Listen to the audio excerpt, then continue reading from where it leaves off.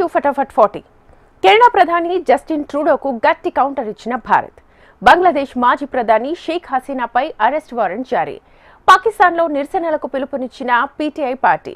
అమెరికాలో అక్రమ వలసపై Republican, democratic party అభ్యర్థుల విమర్శలు. ఇలాంటి న్యూస్ అంతర్జాతీయ వార్తల్లో చూద్దాం.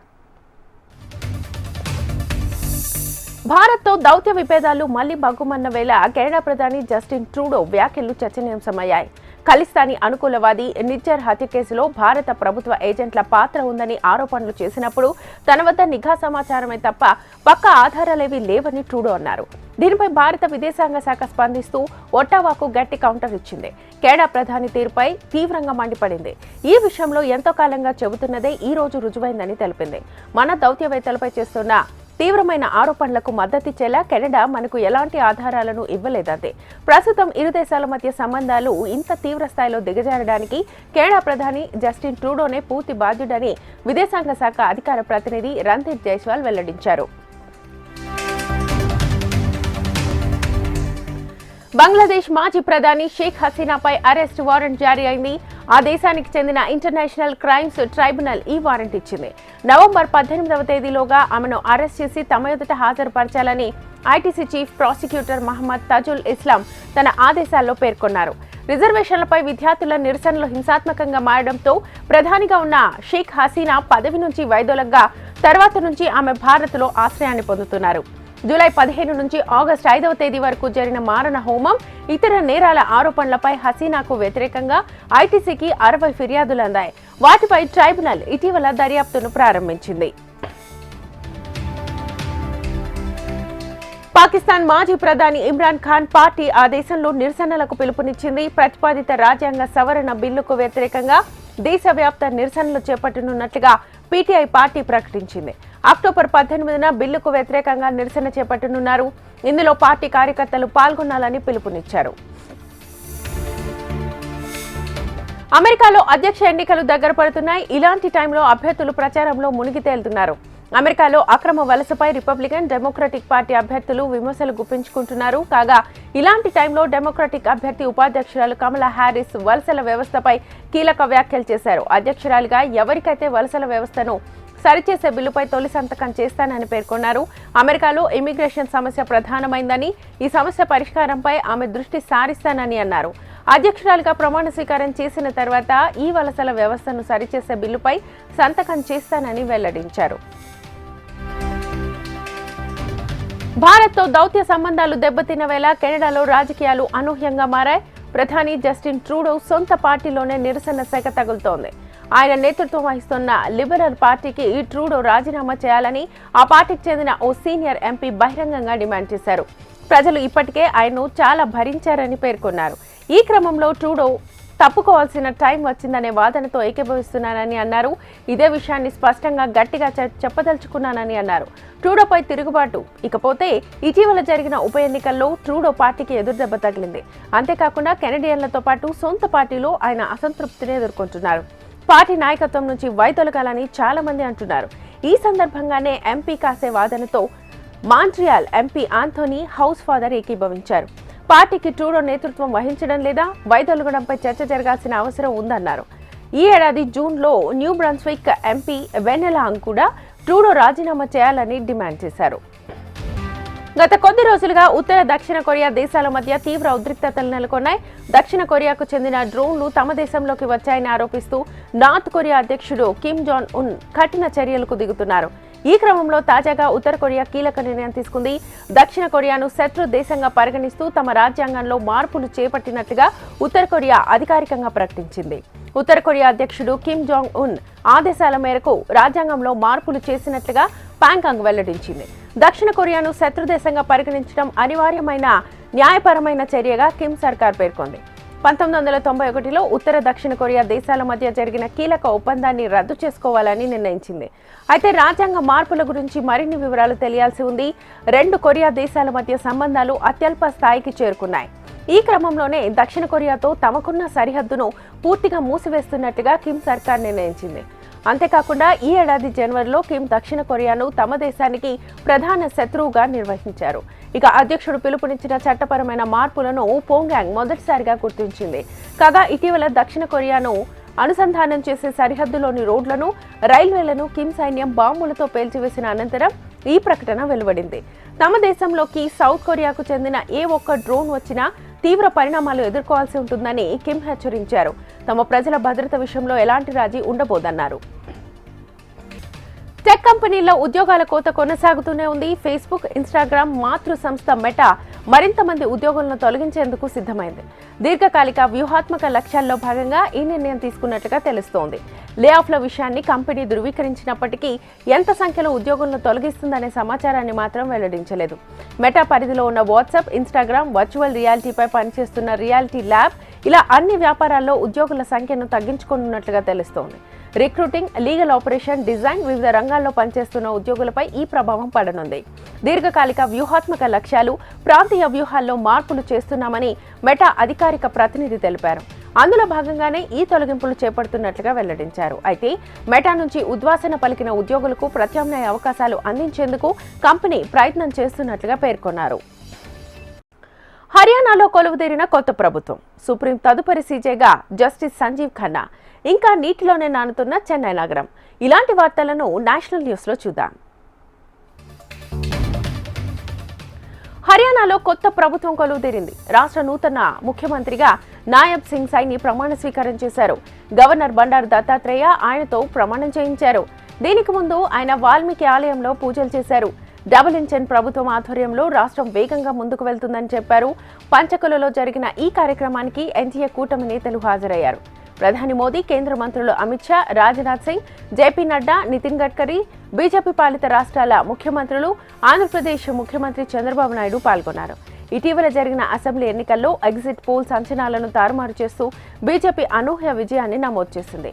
90 మంది సభ్యులున్న అసెంబ్లీకి బీజేపీ నుంచి 48 మంది ఎన్నికయ్యారు. అనంతరం సీఎం ఎంపికపై జరిగిన చర్చల్లో పార్టీని మరోసారి అధికారంలోకి తీసుకొచ్చిన నాయబ్ సింగ్ సైనిపై అంతా మొగ్గు చూపారు. ఈ నేపథ్యంలో నేడు ప్రమాణ స్వీకార కార్యక్రమం జరిగింది. దేశ అత్యున్నత న్యాయస్థానం సుప్రీంకోర్టు తదుపరి సీజేగా సీనియర్ న్యాయమూర్తి జస్టిస్ సంజీవ్ ఖన్నా నియమితులయ్యే అవకాశం ఉంది. ఈ మేరకు తన తర్వాత భారత ప్రధాన న్యాయమూర్తిగా జస్టిస్ సంజీవ్ ఖన్నా పేరును ప్రస్తుత సీజే జస్టిస్ డివై చంద్రచూడ్ కేంద్ర ప్రభుత్వానికి ప్రతిపాదించారు. ఈ సిఫారసులకు కేంద్రం ఆమోదం తెలిపితే సుప్రీంకోర్టు 51వ సీజేగా జస్టిస్ ఖన్నా నియమితులు కానున్నారు. నిబంధనల ప్రకారం ఈ ప్రతిపాదనను ప్రస్తుత సీజే లేఖ రూపంలో కేంద్ర న్యాయశాఖకు పంపిస్తారు. ఆ లేఖను కేంద్ర న్యాయశాఖ ప్రధానమంత్రి పరిశీలన కోసం పంపనుంది. ఆయన ఆమోదం తర్వాత రాష్ట్రపతికి చేరుకుంటుంది. అంతిమంగా రాష్ట్రపతి అనుమతితో తదుపరి ప్రధాన న్యాయమూర్తి బాధ్యతలు చేపడతారు.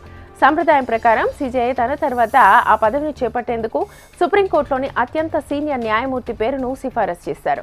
ఆ లెక్కన జస్టిస్ డివై చంద్రచూడ్ తర్వాత జస్టిస్ ఖన్నా అత్యంత సీనియర్గా ఉన్నారు. ప్రస్తుత ప్రధాన న్యాయమూర్తి జస్టిస్ డివై చంద్రచూడ్ పదవీ కాలం ఈ ఏడాది నవంబర్ 11తో ముగియనుంది. ఆ మరుసటి రోజున అంటే నవంబర్ 12న జస్టిస్ ఖన్నా సీజేఐగా బాధ్యతలు చేపట్టే అవకాశం ఉంది. 6 నెలల పాటు ఆయన ఈ పదవిలో కొనసాగనున్నారు. వచ్చే ఏడాది మే 13న ఆయన పదవి విరమణ చేస్తారు. ఈశాన్య రుతుపవనాల ప్రభావంతో 2 రోజులుగా కురిసిన భారీ వర్షాలకు రాజధాని నగరం చెన్నై ఇంకా నీటిలోనే నానుతోంది. 2 రోజుల వర్షానికి నగరంలో 539 ప్రాంతాల్లో వరద నీరు నిలవగా ఇందులో 436 ప్రాంతాల్లో జీసీసీ సిబ్బంది తొలగించారు. మరో 103 ప్రాంతాల్లో 900 మోటార్ల ద్వారా వరద నీటి తొలగింపు పనులు వేగవంతం చేశారు. భారీ వర్షంతో స్తంభించిన జనజీవనం ఇప్పుడిప్పుడే యథాస్థితికి చేరుతోంది. మంగళవారం రాత్రి నుంచి నగరంలో పలు ప్రాంతాల్లో తేలికపాటి జల్లులు మాత్రమే పడ్డాయి. Kilpauk, Alagappa road, Nair junction, Purasawalkam, cathedral road, Millers road, Konnur highway, Sivagami రోడ్లు చులైమేడు పరియార్పై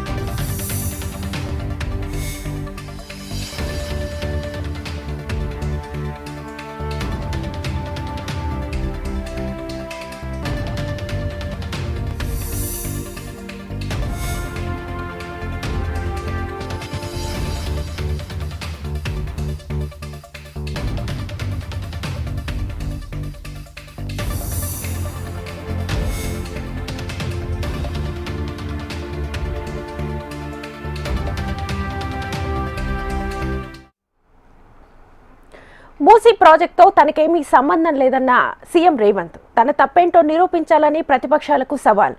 సీఎం రేవంత్ విధానాలతో విద్యార్థులు ఇబ్బంది పడుతున్నారన్న బీఆర్ఎస్ వర్కింగ్ ప్రెసిడెంట్ కేటీఆర్. పత్తి కొనుగోళ్ల విషయంలో కేంద్ర ప్రభుత్వంపై మాజీ మంత్రి హరీష్ రావు ఆగ్రహం. అసెంబ్లీ మాజీ స్పీకర్ బాన్స్వాడ ఎమ్మెల్యే శ్రీనివాసరెడ్డి కీలక వ్యాఖ్యలు. 10 ఏళ్లుగా బీఆర్ఎస్ ఎన్ని ఉద్యోగాలు ఇచ్చిందో శ్వేతపత్రం విడుదల చేయాలంటూ కేటీఆర్ కు సవాల్ విసిరిన టీపీసీసీ చీఫ్ మహేష్ కుమార్ గౌడ్. ఇలాంటి ఇంట్రెస్టింగ్ వార్తలు తెలంగాణ న్యూస్ లో చూద్దాం. మూసీ ప్రాజెక్టు వల్ల తనకేమీ ఆర్థిక ప్రయోజనం లేదని తెలంగాణ ముఖ్యమంత్రి రేవంత్ రెడ్డి అన్నారు. తానేమీ అద్దాల మేడలు, అందాల భామల కోసం పనిచేయలేదని ఆసక్తికర వ్యాఖ్యలు చేశారు. సచివాలయంలో ఏర్పాటు చేసిన మీడియా సమావేశంలో పాల్గొన్న సీఎం రేవంత్ ఆదాయాన్ని పెంచాలి, పేదలకు పంచాలనేదే తమ విధానం అన్నారు. మూసీ సుందరీకరణ ప్రాజెక్టు కాదని ప్రక్షాళన అన్నారు. ఈ ప్రాజెక్టు వద్దంటే చెప్పాలని వదిలేద్దామన్నారు. మూసీ విషయం హైదరాబాద్ నగరాన్నే కాదు నల్గొండను మింగుతోందన్నారు. నల్గొండ ప్రజలు ఈ అంశంపై మాట్లాడకపోతే ఎలా అని ప్రశ్నించారు. మూసీ ప్రాజెక్టుపై తన తప్పును నిరూపించేందుకు విపక్ష నేతలకు ఇదే మంచి అవకాశం అన్నారు. బుల్డోజర్లు తమ మీద నుంచి పోనీయాలని పోటీ పడ్డం కాదు. కేటీఆర్, హరీష్ రావు, ఈటెల రాజేందర్ మూసీ పరివాహక ప్రాంతంలోనే 3 నెలలు ఉండి అక్కడి జీవితం బాగుందని చెప్పాలన్నారు. వాళ్ళు గనుక అక్కడ ఉంటామని చెబితే అన్ని సౌకర్యాలు కల్పించాలని అధికారులకు ఆదేశాలు జారీ చేస్తామన్నారు. వారు అక్కడ ఉంటే తాను వారి ఆరోపణలు ఖండించకుండా ప్రాజెక్టును రద్దు చేస్తానని సవాల్ చేశారు.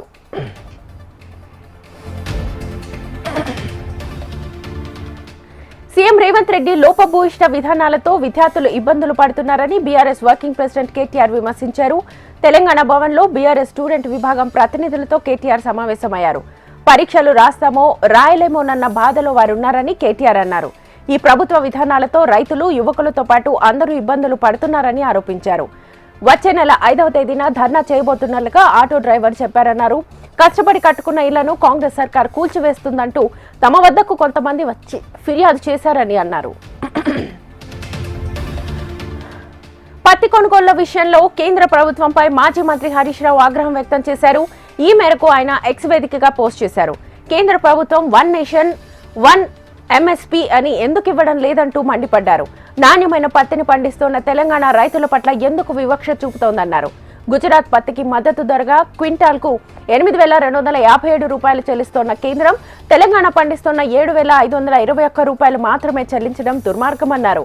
గుజరాత్ కు ఒక నీతి, తెలంగాణకు ఒక నీతి అంటూ ఫైర్ అయ్యారు హరీష్ రావు. అసెంబ్లీ మాజీ స్పీకర్ బాన్స్వాడ ఎమ్మెల్యే శ్రీనివాసరెడ్డి కీలక వ్యాఖ్యలు చేశారు. కొత్తగా ఏర్పడ్డ కాంగ్రెస్ ప్రభుత్వంలో ఆర్థిక ఇబ్బందులున్నా రైతు రుణమాఫీ చేసిందన్నారు. దేశంలో ₹1,00,000 పైగా రుణమాఫీ చేసిన ఏకైక ప్రభుత్వం కాంగ్రెస్ అని అన్నారు. బీఆర్ఎస్ హయాంలో ₹1,00,000 రుణమాఫీ చేసేందుకు ఎన్నో అవస్థలు పడ్డామని, ఒక్కసారిగా కాకుండా 4 దఫాలుగా ఇచ్చినా ఇబ్బందులు పడుతున్నట్లుగా ఆరోపించారు. గత ప్రభుత్వంలో 16,170 కోట్ల రూపాయల రుణమాఫీ చేశామని, ఇంకా 12,000 కోట్లు మాఫీ చేస్తామని చెప్పినప్పటికీ అది సాధ్యం కాలేదని అన్నారు. రైతులు అప్పుల పాలు కావద్దనే ఉద్దేశంతో కాంగ్రెస్ సర్కార్ ధైర్యం చేసిందని అన్నారు. ఢిల్లీ పెద్దల చుట్టూ సీఎం రేవంత్ రెడ్డి ప్రదక్షిణలతో సిల్వర్ జూబ్లీ చేశారని విమర్శించారు బీఆర్ఎస్ వర్కింగ్ ప్రెసిడెంట్ కేటీఆర్. ఆయన్ను పోయి రావాలే హస్తినకు అని సీఎంను ఉద్దేశిస్తూ ఎక్స్లో ఎద్దేవా చేశారు. సీఎం రేవంత్ రెడ్డి ఢిల్లీ పర్యటనలతో తెలంగాణకు రూపాయి లాభం లేదని విమర్శించారు. మూసీ, హైడ్రా పేరుతో పేదోళ్ల పొట్టకొట్టారని ఘాటుగా రాసుకొచ్చారు. 420 హామీలను మడతపెట్టి మూలకు వెళ్లారని, పండగల్లేవు, ఆడబిడ్డలకు చీరలు అందలేదని విమర్శించారు. అవ్వాతాతలు అనుకున్న పింఛన్ అందలేదని, ఎన్నికల హామీలో ఇస్తామన్న తులం బంగారం జాడ అస్సలే లేదని విమర్శించారు. చివరిగా ఆయన్ను పోయి రావాలే హస్తినకంటూ కేటీఆర్ ట్వీట్ చేశారు. 10 ఏళ్లు అధికారంలో ఉన్న బీఆర్ఎస్ ఎన్ని ఉద్యోగాలు ఇచ్చిందో శ్వేతపత్రం విడుదల చేయాలంటూ కేటీఆర్ కు సవాల్ విసిరారు టీపీసీసీ చీఫ్ మహేష్ కుమార్ గౌడ్. గాంధీ భవన్ లో గ్రూప్ 1 అభ్యర్థులతో సమావేశం అనంతరం ఆయన మాట్లాడారు. కాంగ్రెస్ కు చిత్తశుద్ధి ఉంది కాబట్టి అధికారంలోకి వచ్చిన 9 నెలల్లోనే 50,000 ఉద్యోగాలు ఇచ్చినట్లుగా తెలిపారు. రాష్ట్రాన్ని కేసీఆర్ అప్పుల కుప్పగా చేసి తమ నెత్తిన పెట్టిపోయాడంటూ విమర్శించారు. ఆర్థిక ఇబ్బందులు ఉన్నప్పటికీ ఎన్నికల హామీలను నెరవేరుస్తున్నట్లుగా చెప్పారు. జీవో నెంబర్ 55ను కొనసాగిస్తూ జీవో నెంబర్ 29ని సవరించాలంటూ మహేష్ కుమార్ గౌడ్ ను కోరారు గ్రూప్ 1 అభ్యర్థులు. ఎస్సీ వర్గీకరణ అంశం హామీని సీఎం రేవంత్ రెడ్డి నిలబెట్టుకోలేదని విమర్శించారు ఎంఆర్పీఎస్ అధ్యక్షుడు మందకృష్ణ మాదిగ. ఎస్సీ వర్గీకరణ అమలు చేసే విషయంలో రాష్ట్రం ముందుంటుందని సీఎం అన్నారని గుర్తు చేశారు. కానీ అమలు విషయంలో మాత్రం జాప్యం చేస్తున్నారని తెలిపారు. వర్గీకరణ అమల్లో ఎందుకు జాప్యం చేస్తున్నారు? మాదిగలపై రేవంత్వి తేనె పూసిన మాటలంటూ విమర్శించారు. నమ్మించడంలో ఘనుడు, మోసం చేయడంలోనూ అంతకన్నా పెద్ద ఘనుడే అంటూ తీవ్ర విమర్శలు చేశారు. ఎస్సీ వర్గీకరణ విషయంలో పంజాబ్, తమిళనాడు తొలి వరుసలో నిలిచాయని అన్నారు. ఆ రాష్ట్రాల కంటే ముందే అమలు చేస్తున్నామని రేవంత్ మాటలకు విలువ లేకుండా పోయిందని అన్నారు. ఈ సందర్భంగా మరో ఉద్యమానికి మాదిగా ఉపకులాలు సిద్ధంగా ఉండాలని మందకృష్ణ మాదిగా పిలుపునిచ్చారు. పెట్టుబడిదారులకు ఏపీ స్వర్గధామమని పిలుపునిచ్చిన సీఎం చంద్రబాబు. అన్నాడీఎంకే పార్టీకి ఆవిర్భావ దినోత్సవ శుభాకాంక్షలు తెలిపిన AP deputy CM Pawan Kalyan. Ratan Tata విగ్రహాన్ని ఆవిష్కరించిన మంత్రి నాదెండ్ల మనోహర్. ఏపీలో కూటమి ప్రభుత్వం అధికారంలోకి వచ్చి 4 నెలలవుతోన్నా సూపర్ 6 అమలు జాడలేదన్న కాంగ్రెస్ ఏపీ అధ్యక్షురాలు వైఎస్ షర్మిల. ఇలాంటి న్యూస్ ను ఏపీ వార్తల్లో చూద్దాం. పెట్టుబడిదారులకు ఏపీ స్వర్గధామమని పిలుపునిచ్చారు ఆ రాష్ట్ర ముఖ్యమంత్రి చంద్రబాబు. ప్రధాని మోదీ అధ్యక్షతన చండీగఢ్ లో జరిగిన ఎన్డీఏ సీఎంల కౌన్సిల్ కు చంద్రబాబు హాజరై ప్రసంగించారు. ఔత్సాహిక పారిశ్రామికవేత్తలకు రోడ్ కార్పెట్ ఆహ్వానమంటూ స్వాగతించారు. ఏపీ ఇప్పుడు కొత్త అత్యుత్తమ విధానాలతో వెల్కమ్ చెబుతోందన్నారు చంద్రబాబు. ఆంధ్రప్రదేశ్ పూర్తిగా వ్యాపార అనుకూల రాష్ట్రమని ఆయన తెలిపారు. కొత్త పాలసీ ఫ్రేమ్ వర్క్స్ పరిశ్రమ అనుభవజ్ఞులతో రూపొందించినట్టుగా సమావేశంలో తెలిపారు. వ్యవస్థాపక స్ఫూర్తి, వ్యాపారాలను పెంపొందించడమే తమ లక్ష్యమన్నారు. దేశంలోనే అత్యుత్తమ వ్యాపార అనుకూల వ్యవస్థను నిర్మిస్తున్నట్లుగా తెలిపారు. అభివృద్ధికి తమ ప్రభుత్వం పూర్తి బాధ్యత తీసుకుంటుందని హామీ ఇస్తున్నట్లుగా తెలిపారు. దేశంలో ఏపీలో పెట్టుబడులకు ఇంతకంటే మంచి సమయం లేదని, ఈ ఉత్తేజకరమైన వృద్ధి ప్రయాణంలో తమకు సహకరించాలని కోరారు. వ్యాపార పరిధులు, రాష్ట్ర సామర్థ్యం పరస్పరం విస్తరించుకునే అవకాశం ఇదంటూ మాట్లాడారు చంద్రబాబు. ఏపీలో నూతన పెట్టుబడుల కోసం ఎదురుచూస్తున్నట్లుగా తెలిపారు.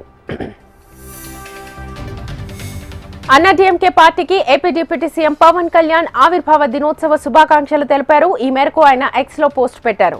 ఎంజీ రామచంద్రన్ పార్టీని స్థాపించి తమిళనాడులో తిరుగులేని రాజకీయ శక్తిగా ఎదిగారని తెలిపారు పవన్ కళ్యాణ్.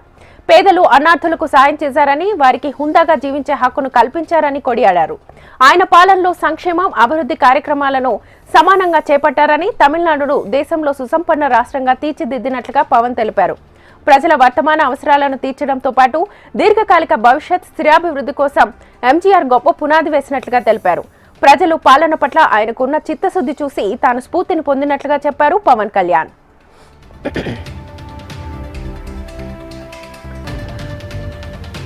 గుంటూరు జిల్లా తెనాలి కాటూరి శిల్పశాలలో దివంగత వ్యాపారవేత్త రతన్ టాటా విగ్రహాన్ని మంత్రి నాదెండ్ల మనోహర్ ఆవిష్కరించారు. వ్యాపారవేత్తగా రతన్ టాటా ప్రపంచానికి గుర్తింపు తెచ్చారని, ప్రభుత్వాలతో సమానంగా ఎన్నో సేవలు అందించారని నాదెండ్ల మనోహర్ అన్నారు. టాటా విగ్రహంతో మరోసారి తెనాలి ఖ్యాతిని నిలబెట్టారని శిల్పి కాటూరిని మెచ్చుకున్నారు. రతన్ టాటా ఇన్నోవేషన్ హబ్ ను ఏర్పాటు చేయాలని ఏపీ ప్రభుత్వం కేబినెట్ సమావేశంలో నిర్ణయించిందని ఆయన తెలిపారు. గుంటూరు జిల్లా మంగళగిరి గ్రామీణ పోలీస్ స్టేషన్లో వైసీపీ నేత సజ్జల రామకృష్ణారెడ్డి విచారణ ముగిసింది. టీడీపీ కేంద్ర కార్యాలయంపై దాడి కేసులో సజ్జలను మంగళగిరి డీఎస్పీ మురళీకృష్ణ, గ్రామీణ సీఐ శ్రీనివాసరావు విచారించారు. కేసుకు సంబంధించి పలు ప్రశ్నలు సంధించినట్లుగా తెలుస్తోంది.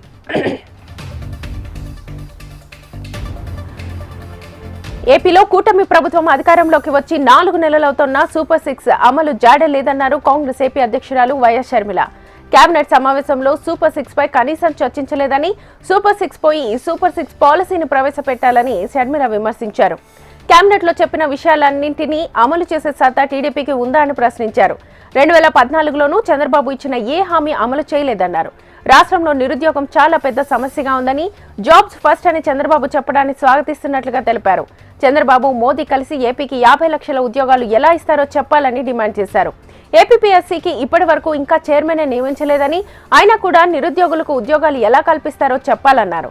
రాష్ట్రంలోని ఎంపీలు బీజేపీకి ఊడిగం చేస్తున్నారని విమర్శించారు షర్మిల. డీఓపీటీ ఆదేశాల మేరకు 4 ఐఏఎస్ అధికారులు ఏపీలో రిపోర్ట్ చేశారు. ఏపీ సీఎస్ నీరబ్ కుమార్ ప్రసాద్ ను అమ్రపాలి, రోనాల్డ్ రోజ్, వాకాటి కరుణ, వాణి ప్రసాద్ కలిశారు. బుధవారం సాయంత్రం తెలంగాణ నుంచి ఈ 4 అధికారులు రిలీవ్ అయ్యారు. డీఓపీటీ ఆదేశాలపై జోక్యం చేసుకునేందుకు తెలంగాణ హైకోర్టు నిరాకరించడంతో వీరు ఏపీకి వచ్చి రిపోర్ట్ చేశారు.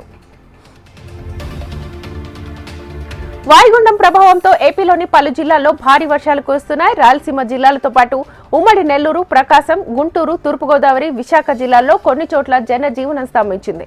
విశాఖపట్నం, కాకినాడ తీరాల్లో పెద్ద ఎత్తున సముద్రపు అలలు ఎగసిపడుతున్నాయి. విశాఖలోని ఆర్కే బీచ్ వద్ద అలలు దుకాణాలను తాకుతున్నాయి.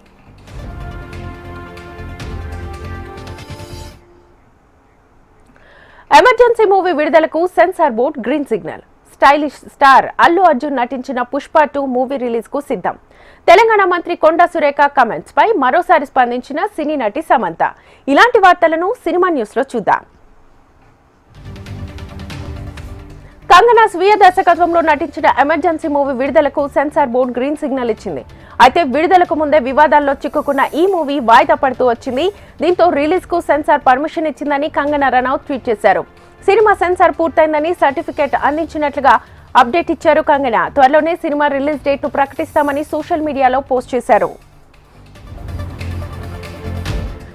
స్టైలిష్ స్టార్ అల్లు అర్జున్ నటించిన పుష్ప 2 మూవీ రిలీజ్ కు సిద్ధమవుతోంది. సుకుమార్ డైరెక్షన్ లో వచ్చిన action thriller Pushpa the rice కు కొనసాగింపుగా వస్తున్న ఈ మూవీ మరో 50 రోజుల్లో డిసెంబర్ 6న బాక్సాఫీస్ వద్ద సందడి చేయడానికి రెడీ అవుతోంది. ఈ సందర్భంగా మూవీ టీమ్ అప్డేట్ ను రిలీజ్ చేసింది. మరో 50 రోజుల్లో పుష్పరాజ్ బ్లాక్ బస్టర్ రూల్ అంటూ అల్లు అర్జున్ స్టిల్ ను పంచుకుంది.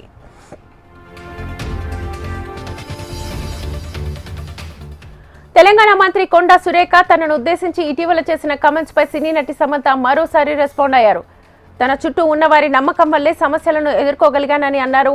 తన latest web series Citadel honey Bunny promotions లో భాగంగా ఇచ్చిన ఇంటర్వ్యూలో సమంత పలు విషయాలు పంచుకున్నారు.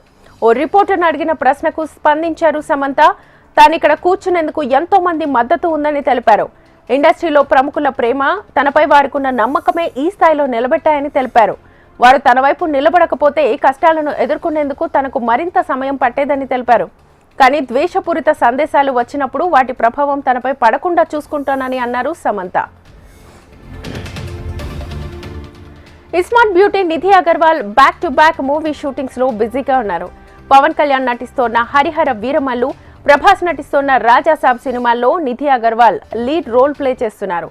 జ్యోతికృష్ణ డైరెక్ట్ చేస్తున్న హరిహర వీరమల్లు షూటింగ్ విజయవాడలో కొనసాగుతోంది. అటు రాజాసాబ్ షూటింగ్ కూడా హైదరాబాద్ లో కొనసాగుతున్నట్లుగా తెలుస్తోంది.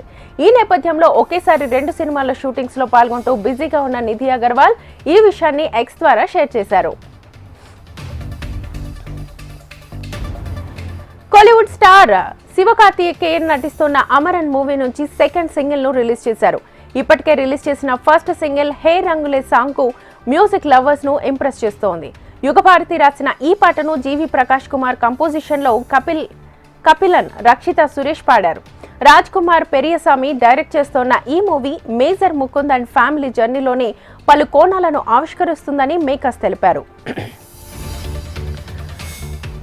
పాప్ బ్యాండ్ వన్ డైరెక్షన్ కు చెందిన సింగర్ లియామ్ పెయిన్ మృతి చెందాడు. అర్జెంటీనాలోని బ్యూనస్ ఎయిరిస్ లోని ఓ హోటల్లో అతడు ప్రాణాలు కోల్పోయాడు.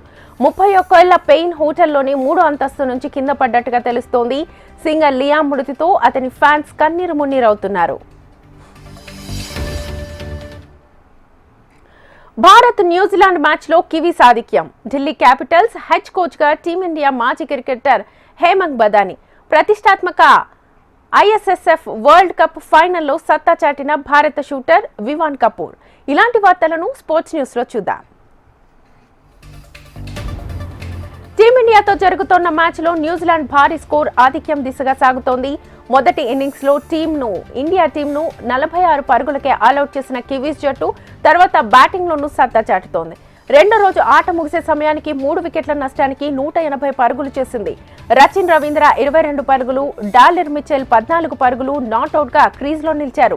ప్రస్తుతం న్యూజిలాండ్ టీం 134 పరుగుల ఆధిక్యంలో ఉంది. ఓపెనర్ డేవాన్ కాన్వే 105 బంతుల్లో 91 పరుగులు చేయగా సెంచరీ ముంగిట పెవిలియన్ చేరాడు. విలియంగ్ 33 పరుగులు, టామ్ లాథమ్ 15 పరుగులు చేశారు. భారత బౌలర్స్ లో కుల్దీప్ యాదవ్, రవీంద్ర జడేజా, అశ్విన్ తలో వికెట్ పడగొట్టారు. ఢిల్లీ క్యాపిటల్స్ హెడ్ కోచ్ గా టీమిండియా మాజీ క్రికెటర్ హేమంగ్ బదాని బాధ్యతలు చేపట్టనున్నాడు. అటు ఫ్రాంచైజీ డైరెక్టర్ ఆఫ్ క్రికెట్ గా భారత మాజీ ప్లేయర్ వేణుగోపాల్ రావును ఢిల్లీ క్యాపిటల్స్ నియమించింది. కాగా ఈ విషయాన్ని సోషల్ మీడియా వేదికగా ప్రకటించింది ఢిల్లీ క్యాపిటల్స్. 7 ఏళ్ల పాటు ఢిల్లీ హెడ్ కోచ్ గా ఉన్న రికీ పాంటింగ్ ను ఇటీవల తొలగించగా గత సీజన్ వరకు Delhi franchise director of cricket గా సౌరవ్ గంగూలీ కొనసాగాడు.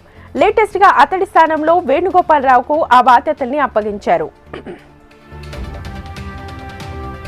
ప్రతిష్టాత్మక ISSF వరల్డ్ కప్ ఫైనల్లో భారత షూటర్ వివాన్ కపూర్ సత్తా చాటాడు.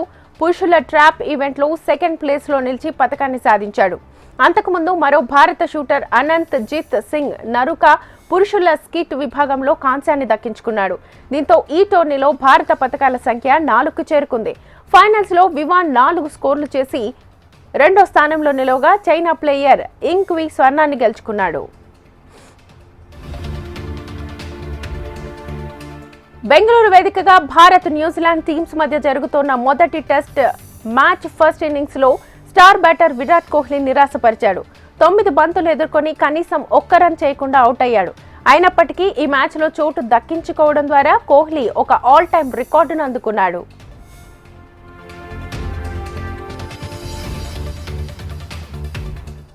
Team India captain Rohit Sharma social మీడియాలో ట్రోలింగ్ మొదలైంది.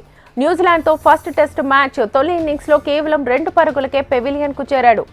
1 డౌన్ లో వచ్చిన విరాట్ కోహ్లీ రన్స్ బోర్డును కూడా తెరవలేదు. దీంతో వారిద్దరిని టార్గెట్ చేస్తూ విమర్శలొచ్చాయి.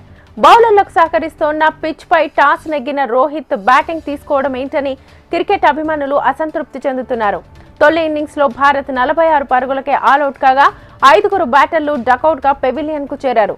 బాధ్యతగా ఆడాల్సిన టైంలో వికెట్ ను ఇచ్చేయడంపై రోహిత్ పై క్రికెట్ ఫ్యాన్స్ మండిపడుతున్నారు.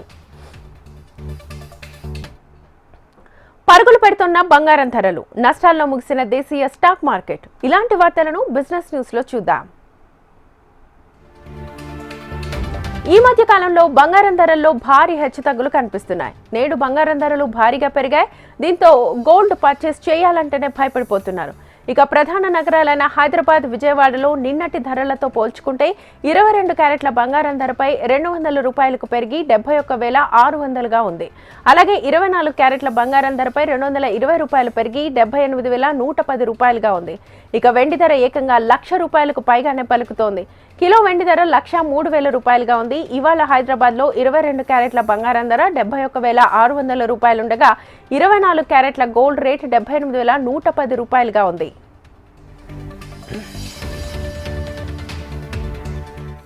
దేశీయ స్టాక్ మార్కెట్ సూచీలు మరోసారి నష్టాల్లో ముగిశాయి. ఆసియా మార్కెట్ల నుంచి ప్రతికూల సంకేతాలు, విదేశీ మదుపర్ల నిధుల ఉపసంహరణ కొనసాగుతుండటంతో ఈ సెంటిమెంట్ ను దెబ్బతీసింది.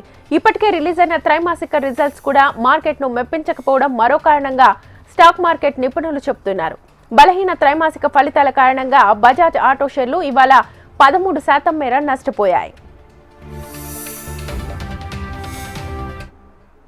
ఇది ఇవాల్టి ఫటాఫట్ 40. Keep watching HM TV.